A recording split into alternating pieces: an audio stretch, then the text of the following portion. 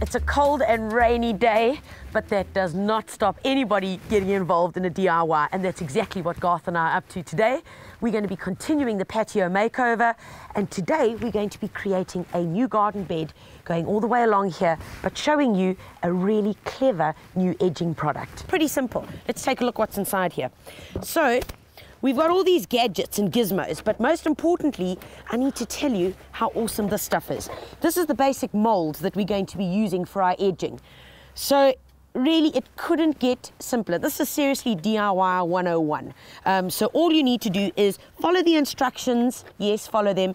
Use these bits and pieces, and Garth and I are going to show you exactly how it's done. But first off, we need to decide where our edging is going to go. So Garth and I are going to measure that out right now. Take care when you're measuring. Make sure your markers are the same distance from the wall all the way along.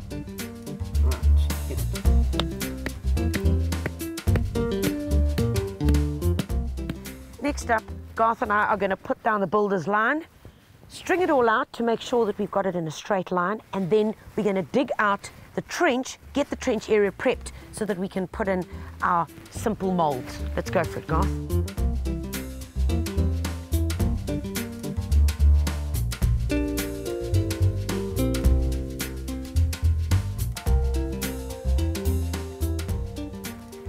Once our builder's line is down and we have our straight edge, what we then do is bring down our snap it edging mold, put it down next to the builder's line, and just get a little bit of river sand and run that along it so that we know how big a trench to dig.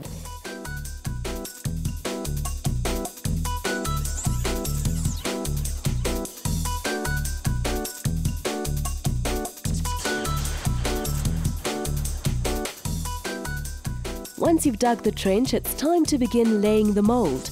Start at one end, making sure you place each piece in a straight line.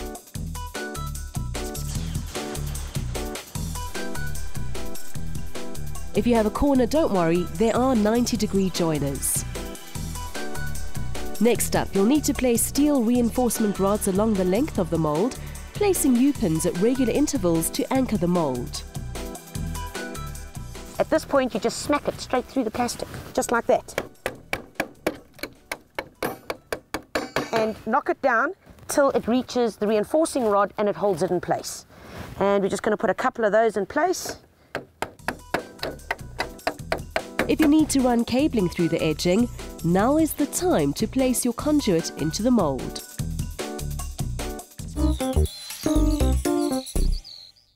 Garth and I are ready to do the mixture. Once we've got that all prepped, we're going to throw it into our snap it moulding and we're good to go.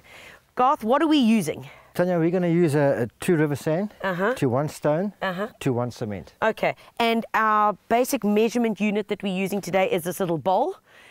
Obviously, folks, if you're doing a much bigger area, you're going to use more volume, but whatever you're using as your unit of measure, just remember that, okay? It's going to be 2 parts of river sand, 1 part stone and 1 part cement. Also, important part is about the size stone that we're using for this. Correct. Yeah, this is a 30mm stone. Okay. If you use a bigger one, it's very difficult to get a nice finish near the top. Okay. So the small one is much better. Excellent. Okay, let's get that going, Garth.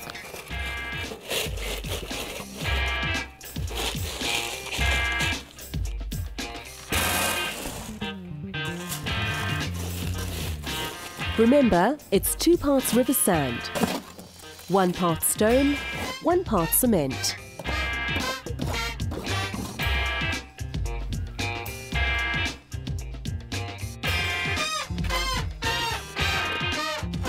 Mix it all together thoroughly.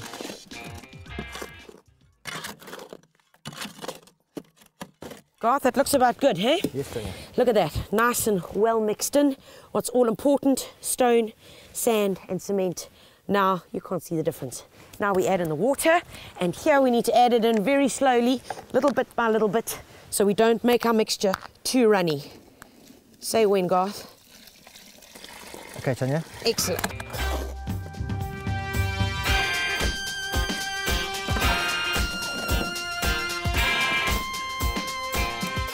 Garth, that looks good, hey? Yes, Tanya. Absolutely. Now, take a look at it, nice and runny. This is the trick.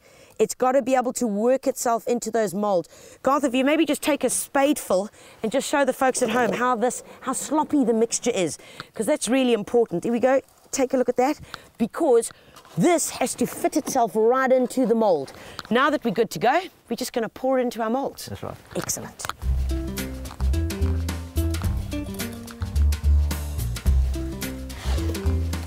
Work the concrete into the mold using a trowel.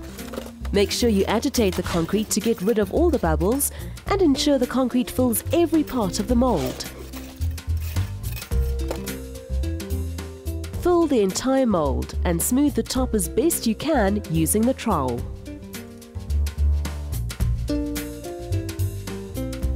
Right, now that I have got this as smooth as I can, and just as a really cool reference point, this is a small little trowel that we've got, and it fits in here perfectly.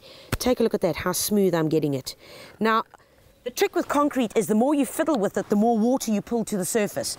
So what we want to do at this point, get it as smooth as you can, and then you're going to leave it for a few minutes until it starts drying. And then Garth and I are going to show you how you do the cool finishing touches on this. So right now, just a little bit of patience is required. Now that we've let the mixture dry a little bit, you can see it's just about ready. What you do is you get this hand tool, and it comes in your kit, and what it does, it just gives you your finishing touches and the smoothing. Now, there are various options that you can go with here in terms of finishing it off. This is how we do it. All you do is you take the hand trowel, put it in there, notice how it fits in perfectly, and all you do is you just drag it along. Now, what this does is two things. One, it gives you that perfect smooth edge that we're looking for. And the second thing is it just gives you a little bit of a gap over here on the edges that just finishes it off as well, just to give you that really perfect look. Once I'm happy with it, we leave it to dry for a couple of days, and we'll show you the next step shortly after that. So we've let our snap it edging dry for a couple of days, and you know, depending on what kind of weather we're having, well, you just need to judge it. This guy is as solid as rocks. Now what we've got to do is just simply cut off the edging. Now this is where you need a sharp Stanley knife. Be very, very careful with it. Watch those digits, and all you're going to do is as low down as you can, get right in there and just make a slice. That's it. You can just feel it. And it's pretty thin plastic, so you know it's going to get through there. And once you've done that, just cut it up here. You know, your worst part is actually getting it started. Once you've got it started, you'll find it'll be really, really easy. So here we go, and away it comes. And I'm just going to pull this bit off there, and you see, that's as simple as it is. And now that we've got this nice edge over here, remember the lawn is going to grow up to that, so you're not even going to see this plastic that is going to remain there. That will remain there for the rest of its life. So what Garth and I are going to do now is just cut it all off, and then we're going to show you what we're going to do in this garden that really needs a bit of help.